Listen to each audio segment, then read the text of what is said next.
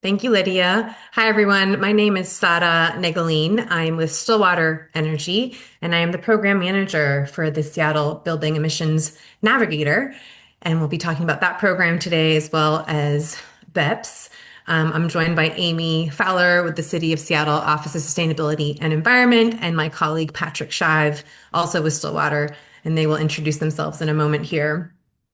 So here's what we plan to cover today. So we'll talk briefly a little bit about ourselves, but then we want to hear a little bit about you all. So I'll ask for you to introduce yourselves via a uh, online polling tool that we use. We'll provide an overview of the Seattle Building Emissions Performance Standard. We'll talk about the Seattle Decarbonization Grant that is open right now. And then we'll talk about the Building Emissions Navigator itself and the coaching program that is available. We'll do a breakout activity where we'll be doing a benchmarking scavenger hunt. So it'll be specific to your building. You can get some information on your building or buildings, and then we'll have time for Q&A. I will say throughout our time together, if you do have questions, put them in the chat. We can answer those as they arise, or if we need to wait until the end to answer meatier questions, we might do that as well. But please feel free to use the chat to share your questions. And then we'll wrap it up and send you on your way this lovely Wednesday. So, first, just a little bit about us. So, Patrick and I are with Stillwater Energy. We've been the implementer for this program since its inception almost, well, actually 3 years ago. Um, and we are perhaps best known for our work in strategic energy management, but Stillwater has also been very involved in implementing clean buildings accelerators across the state, supporting compliance with the Washington Clean Buildings Performance Standard. And we launched this program originally as an accelerator, and now it has been rebranded as the Building Emissions Navigator, specifically to support buildings in Seattle to comply with the newly passed Seattle Building Emissions Performance Standard. So that's a little bit about us, and I'll let Amy introduce herself. Thanks, Ada. Um, Excuse me, good afternoon. I'm Amy Fowler. I'm a strategic advisor with the city's Office of Sustainability and Environment, or OSE. And on behalf of OSE, I want to thank you for being here today with our webinar on BEPS and the support programs that the city offers. I'm part of OSE's Buildings and Energy team, and we work to reduce the climate impacts of buildings through policies, laws, and technical support programs like the one you'll hear about today. And I'll turn it back over to Sada to let us hear a little bit about you. Yeah. So, as I said, I am Sada. I'm the program manager for the Building Emissions Navigator. Primarily, folks see me on workshops. I'm kind of behind the scenes, but sometimes supporting on the workshop delivery. But I'm joined today by one of my colleagues, Patrick Shive, who is an energy and climate coach, and I'll let him introduce himself. Thanks, Sada. Thanks, everyone, for joining today. I'm Patrick Shive. I'm an energy and climate coach with Stillwater. And so I'm part of the team that implements the Seattle Buildings Emissions Navigator program and have been for the past 3 years since it started. And so I help out by facilitating the kind of training workshops as part of the program, as well as the direct technical support in the coaching calls as well. So looking forward to sharing more about the program with you all today. And with that, that's a little bit about us. But now we'd like to hear a little bit about you all and your buildings. So, Mentimeter is a tool that we use often in our workshops for the Navigator program. Typically, it is an anonymous polling tool, but today we're going to use it to ask you to introduce yourselves. So, Patrick has dropped the link in the chat. You can open that, or you can grab the QR code here and open it up in your browser. And simply, we would like to know your name, role, the name of your building, and then tell us a little bit about what happens at your building. If you know the square footage, that's helpful. But if not, let us know. Is it mixed use? Is it primarily multifamily? Just let us know a little bit more about your building and the type of building you have.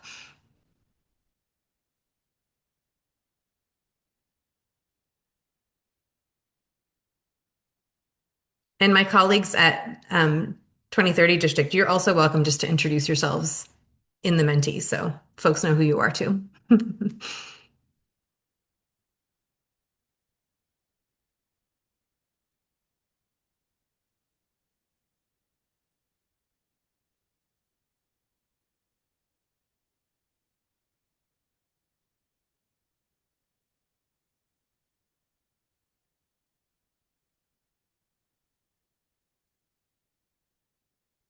And if you're having trouble getting in, I can go back. Oh, there we go. Okay.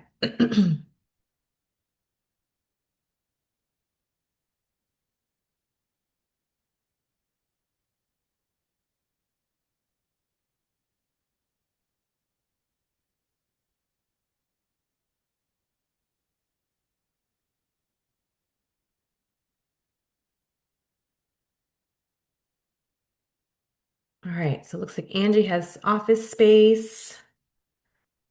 Anita with Unico, commercial office space. Great.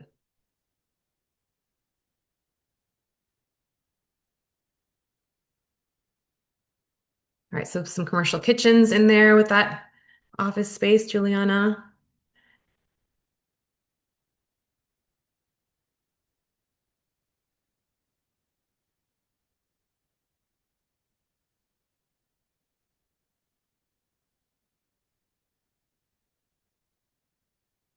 I'll give it a minute more if you want to drop your intro in there and let us know a little bit about your building. It just helps us as we start to talk about the Seattle law and the program support that we offer, because then we can kind of tailor our talking points a little bit more to the type of support that we think that your building might need.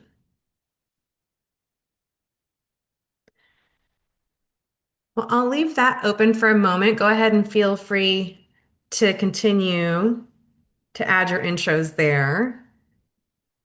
And we'll jump back to the slides here.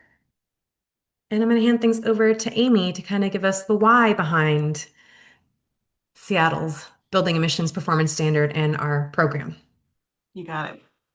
So buildings are one of Seattle's largest sources of climate pollution, contributing 40% of our core greenhouse gas emissions. And transportation is larger, but new cars and trucks have increasingly stringent emission standards, and they do get replaced a lot more frequently than our buildings do. Because Seattle City Lights electricity is carbon neutral, over 90% of the emissions that are coming from our buildings are coming from burning fossil fuels, whether it's the gas and oil that's burned within the building used in furnaces, boilers, water heaters, stoves, and other appliances, or it's in the boilers that are generating steam for the district steam system that a lot of the buildings downtown are hooked up to. It's the fossil fuels that are being used in our buildings that are causing our climate pollution. Next slide. So if we look at the buildings, the larger buildings in Seattle, over 3/4 of the building emissions are coming from non-residential, our commercial buildings, with just 740 of those buildings causing 2/3 of the emissions. Those are the ones, the biggest of the buildings causing 2/3 of the emissions. Multifamily buildings over 20,000 square feet are creating just under 25% of the emissions from buildings. And these are the buildings that are the focus of Seattle's building emissions performance standard. Next slide. So let's dive into that building emission performance standard a little bit. We're not going to dive too deeply. You're not going to need scuba gear today. We'll dive deeper into that if you join one of our assistance programs. But let's do a little dive. Next. So just a quick note, these are the types of buildings that are covered. You'll see they range in size, they range in look and form. And today we're only going to be talking about the Seattle Building Emissions Performance Standard. But if you have a non-residential or multifamily building larger than 20,000 square feet, then your building is also covered by the Washington State Clean Building Performance Standard. And at the end of the webinar today, we'll talk a little bit about how you can learn more about that rule and get compliance support with that law as well. Next slide. So, BEPS timeline. The policy has a very long runway, but it does rely on action at the critical junction right now to provide owners with a clear direction and where we're headed and to align with the state's energy standard that's already underway. Since the law was passed in December of 2023, the city's been in development and in rulemaking. That's where we're at right now of the law. The final rule is set to be published later this month, perhaps as early as next week. And the first compliance cycle starts in 2027, but that's not going to include meeting an actual greenhouse gas intensity target.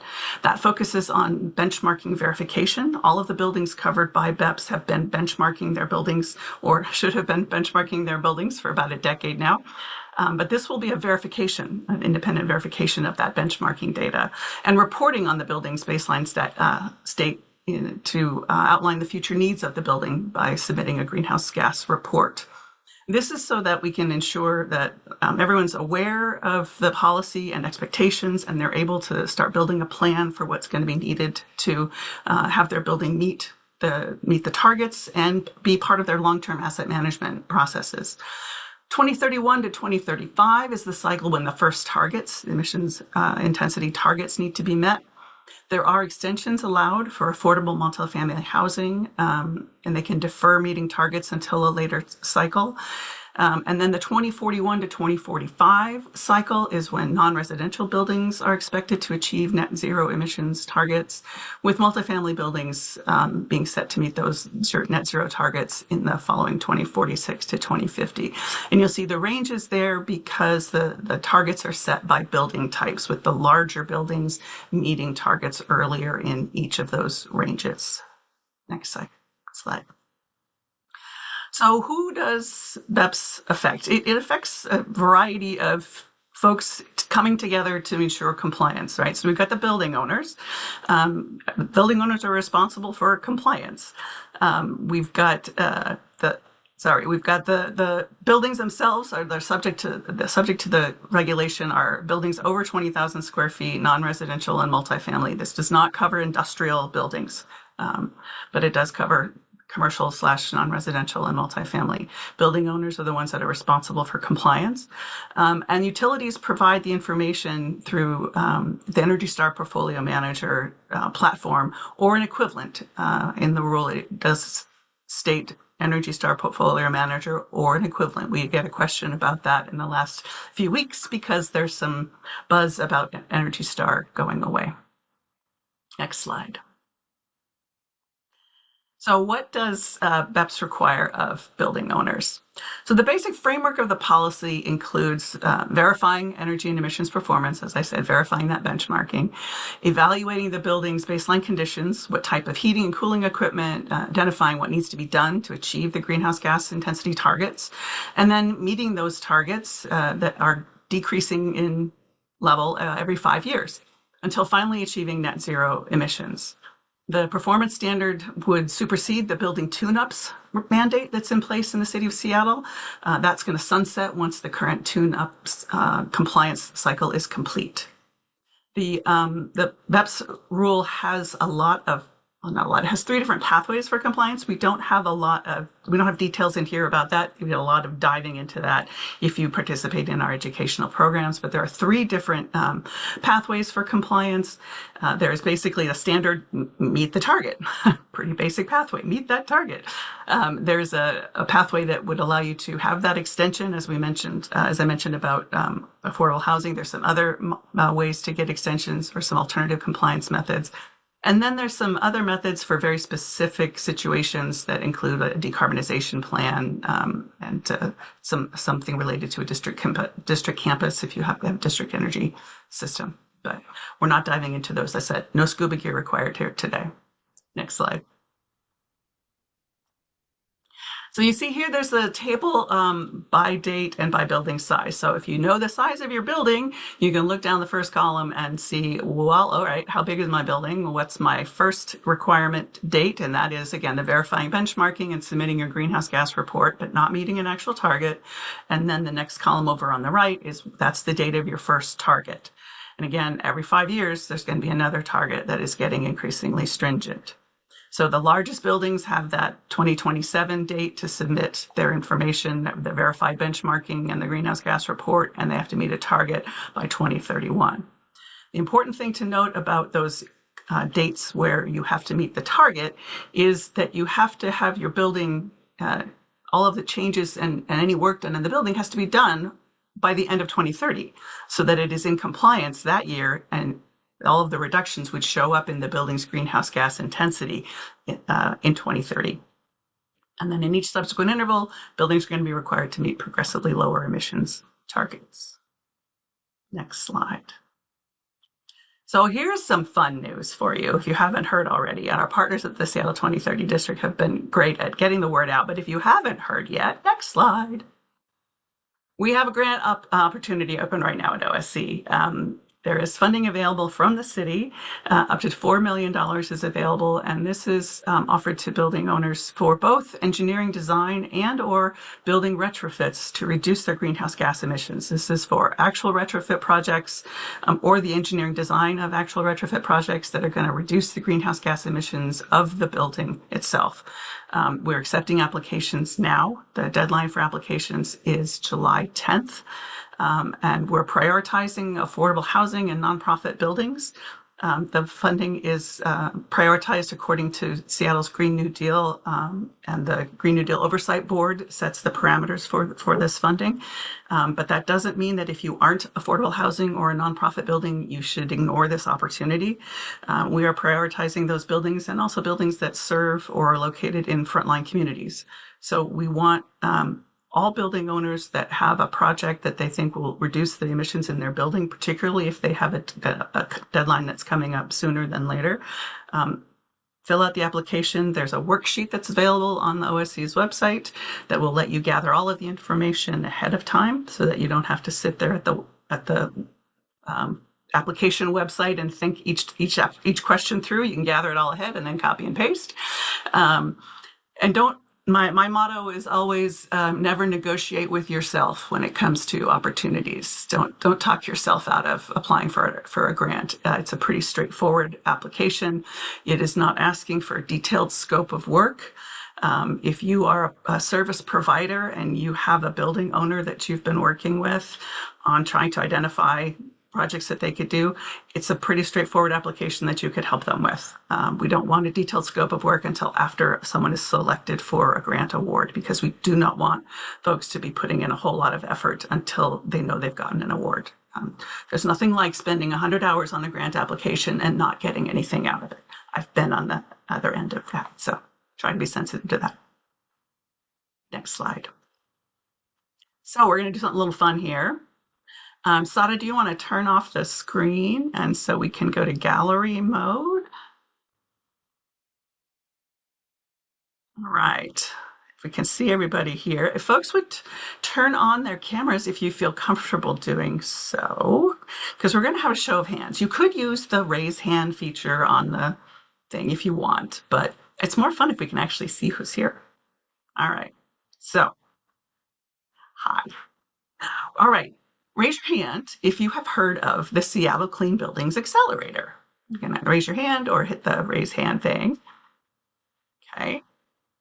All right.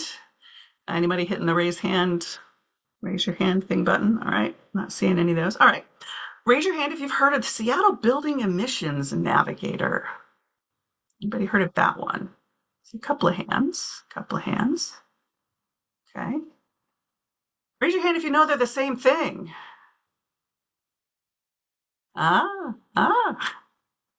The Seattle Buildings Emissions Navigator is the new name for the Seattle Clean Buildings Accelerator. We got feedback from our users and our stakeholders that the Seattle Clean Buildings Accelerator name was not resonating well. Is this a fast janitorial service?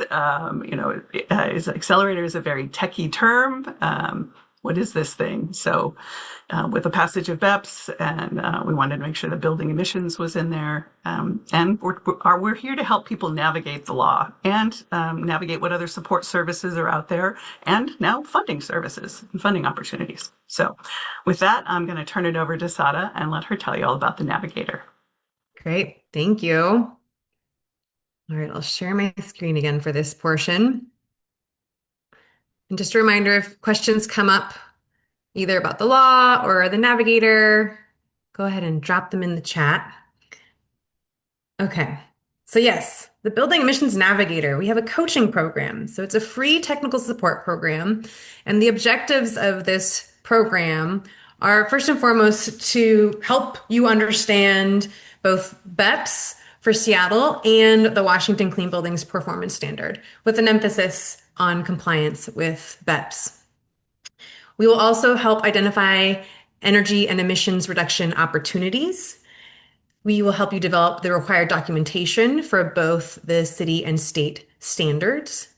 And then we want to help you understand how to calculate the targets. So there is the greenhouse gas intensity target that Amy mentioned that is part of that compliance timeline that you all will have to meet. There are also targets for the Washington standard, so the energy use intensity targets. So those are both targets that we can help you calculate and understand how to do that through the program. And then finally, learning to about funding and incentive opportunities. So, of course, there's this great, wonderful opportunity through the city for the grant. We also work closely with Seattle City Light. They are a partner on the Navigator program. And as part of the program, when you participate, you get paired with an energy management analyst from Seattle City Light, and that person becomes a great resource to understand the incentives and rebates that are available from the utility. So here's an overview of the program offerings. So this year, we are offering several group training opportunities. We are excited to have our first ever multifamily specific cohort that just kicked off this spring. There will be another multifamily specific cohort starting in the fall.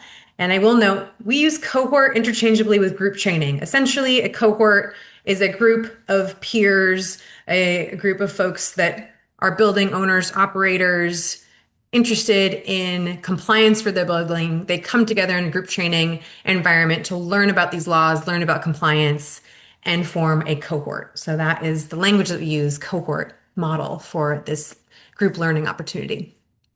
There's also this year in-person training. So this is the first time we're offering in-person training. We had a in-person workshop in the spring that was very successful, and there will be another one in the fall. So if in-person is more appealing to you, I definitely encourage you to check out that option.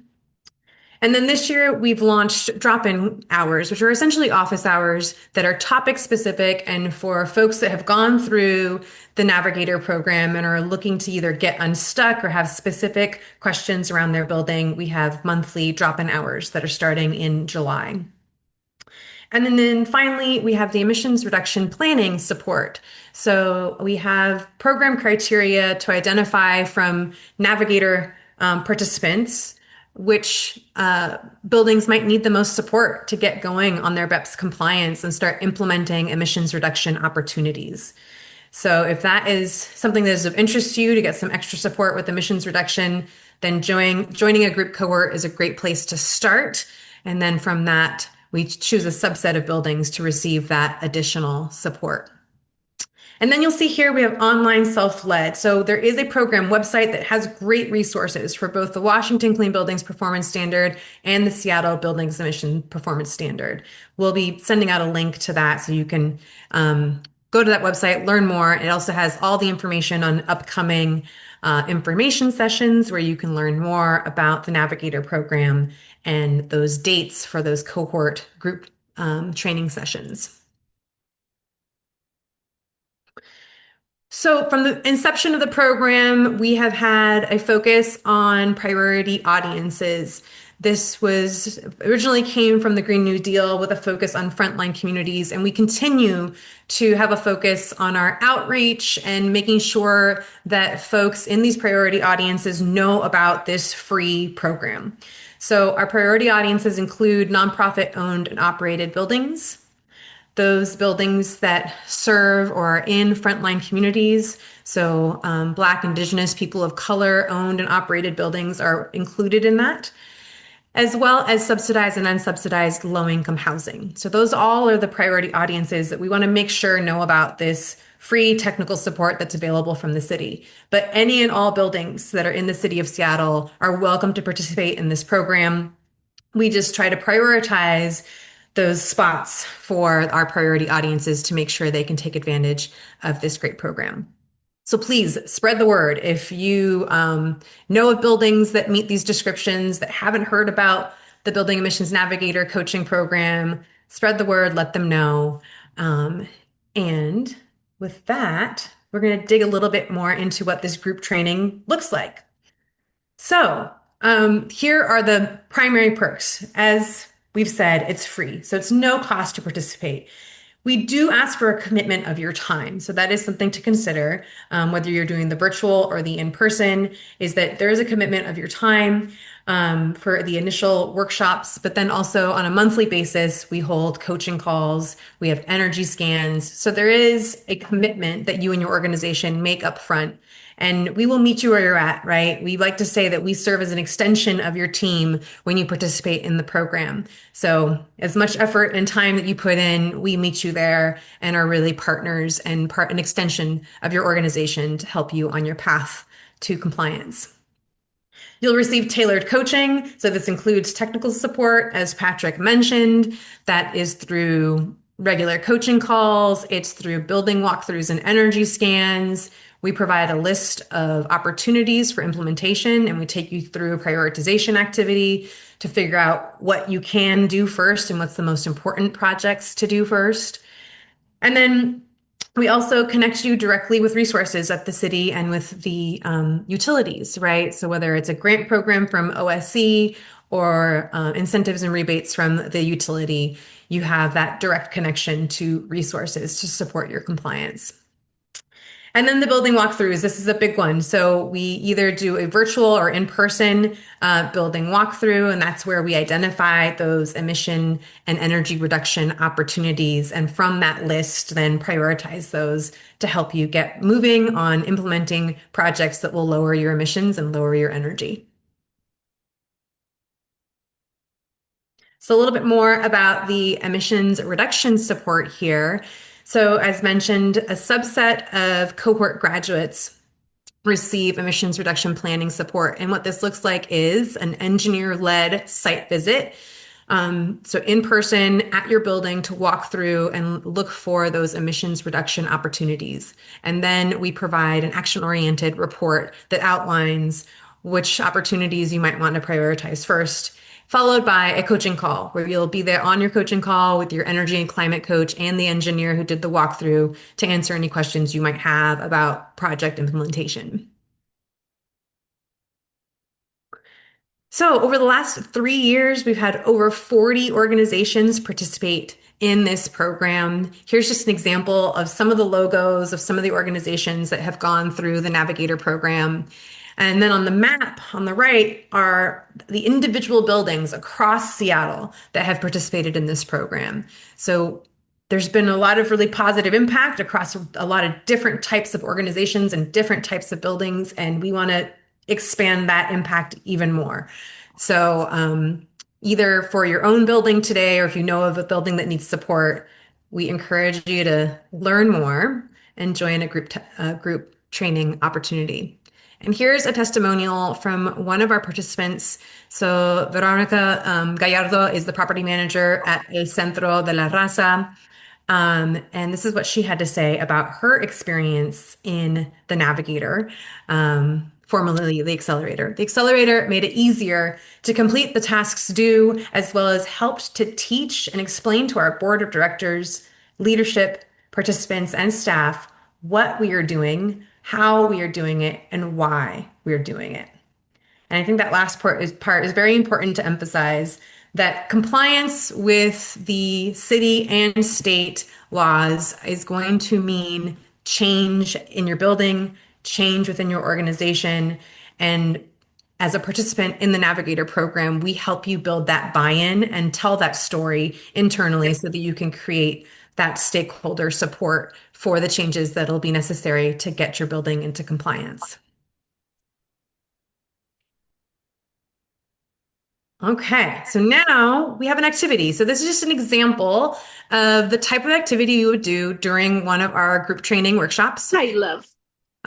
We do this both for our in-person workshops as well as virtual.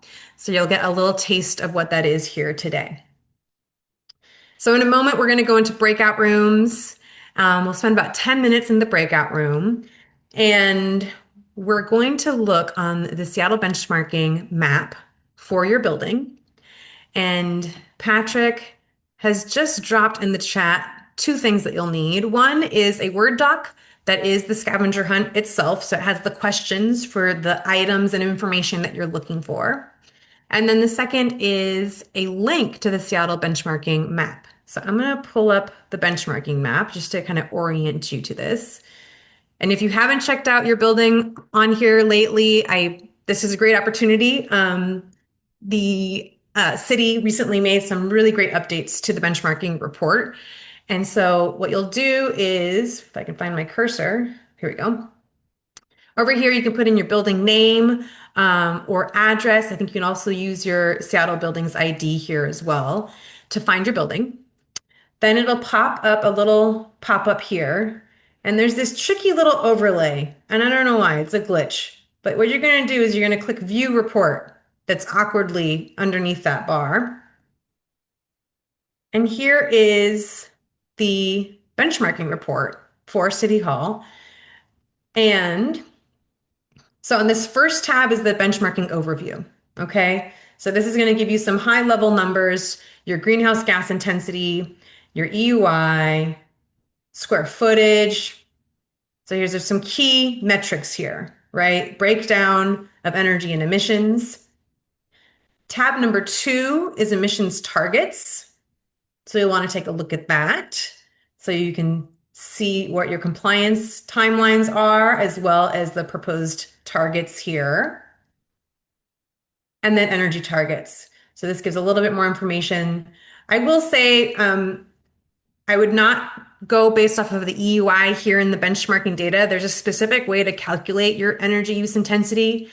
Um, so I encourage you to join a group training cohort so you can learn how to calculate that for yourself so that you get a more accurate number. But at least this is a place to start. But it's not as accurate because it doesn't include, there's certain data that it does not include. So these are the 3 tabs that you're going to be going through as part of the scavenger hunt. So you'll open up that document. And if everyone's all set and has that document downloaded, we're going to send you into some breakouts. All right, welcome back. I'm curious, did anything surprise you? Did anyone find something you're like, ooh, that's not right? Or, oh, I didn't realize that.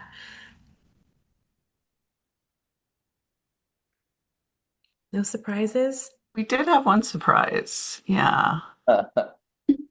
Well, Yeah, we Angie. set off my for some reason my energy targets aren't being published when we go into that tab. We can't figure out why. Hmm.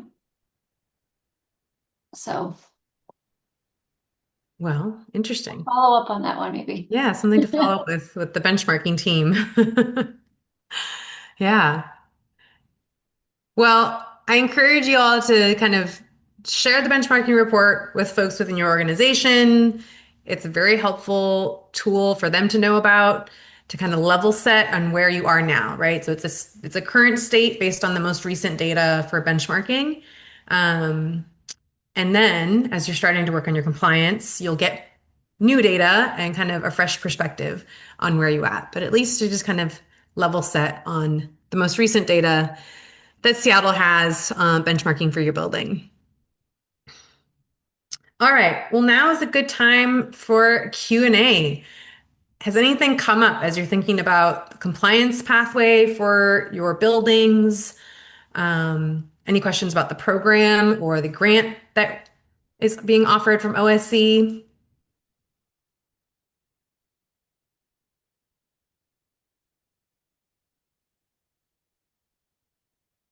I mean, the tool is looking phenomenal. It's great. It's looking even better than it was before. So this is really cool. I'm still kind of puzzling around Angie's thing. I know that sometimes if we had missed data, sometimes we were getting a no response for the energy before. So like if there was a missing energy bill or something that had happened at some point or didn't get reported, I think that was happening, but.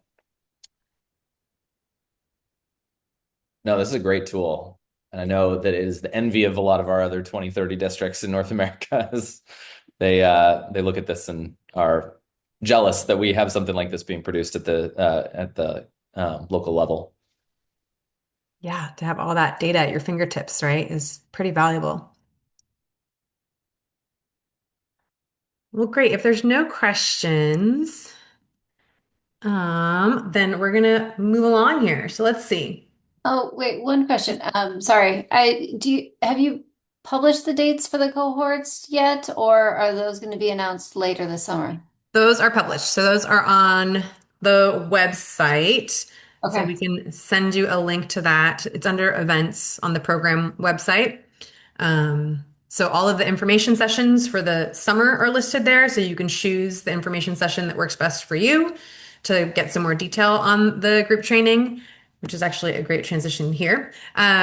So the QR code here on the left will take you to the events page on the Navigator website. So you can see all the upcoming information sessions. Participating in an information session is kind of a prerequisite to program participation. We want to make sure everyone knows what they're signing up for and what you're committing to. So we ask that you either watch a recording or participate in one of those info sessions before you join a cohort. And then on the right here, the QR code is for the decarbonization grant, which is due July 10th. And as Amy said, we highly encourage you to apply. If you know that you need support on decarbonization for your building, this is a great resource and opportunity to get that support, whether it's for design or design and implementation. We do have an information session tomorrow at 1. So if like you're just all in on energy all week long and you just want more, join us at 1 o'clock. And you can learn more about the program, or you can choose a later information session that works for your schedule. I've lost my cursor again. There we go. Okay. And then if you still have questions or you need more information, you can reach out to us. The email here is cleanbuildings@seattle.gov. We've also included the BEPS link here for information, all the information you need to know about the law. And then the program website is here, the Seattle Buildings Accelerator. And with that, I'm coming to the end of our time here. Anyone else have any other questions, comments, anything you'd like to share?